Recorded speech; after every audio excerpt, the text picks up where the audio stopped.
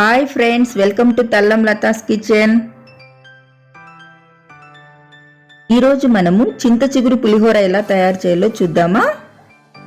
పుల్ల పుల్లగా, కారం కారంగా చాలా చాలా టేస్టీగా ఉంది. మీరు కూడా ట్రై చేయండి.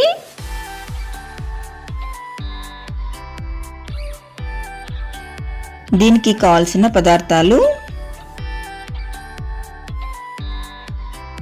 1 కప్పు చింతాకు, 2 కప్పులు వేడి అన్నము ఇలా వేసి ఒక 10 నిమిషాలు ఇలాగే ఉంచుకోవాలి. అంత లోపల మనము ఈ పచ్చిమిర్చి వేయించుకుందాం. ఈ వేయించిన పచ్చిమిర్చి పులిహోరతో పాటు తింటే ఇంకా టేస్టీగా ఉంటుంది. ఈ పచ్చిమిర్చిని ఇలా వేయించుకుని ఒక ప్లేట్లోకి తీసేసుకోవాలి. దానిపైన సాల్ట్ వేయాలి. ఇప్పుడు అదే నూనెలోకి ఆవాలు, జీలకర్ర, ఉద్దిబేళ్ళు, శనగబేళ్ళు ఇవి బాగా రోస్ట్ అయిన తర్వాత కరివేపాకు వేసి 1/2 కప్పు పచ్చిమిర్చి, కొద్దిగా ఎండుమిర్చి కూడా వేయాలి. కొంచెం పసుపు,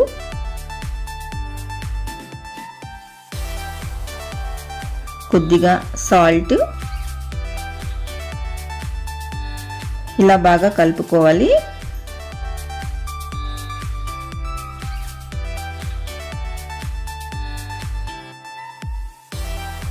ఈ అన్నం ఇప్పుడు ఇందులోకి వేసి బాగా కలుపుకోవాలి.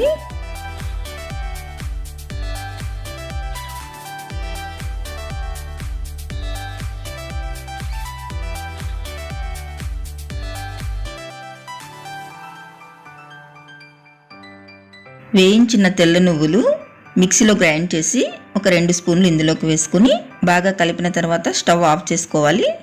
మీకు ఇంకా పుల్లగా కావాలంటే 1 టేబుల్ స్పూన్ నిమ్మరసం కూడా వేసుకోవచ్చు. అంతే, చింత చిగురు పులిహోర రెడీ అయిపోయింది. మీరు కూడా ట్రై చేయండి.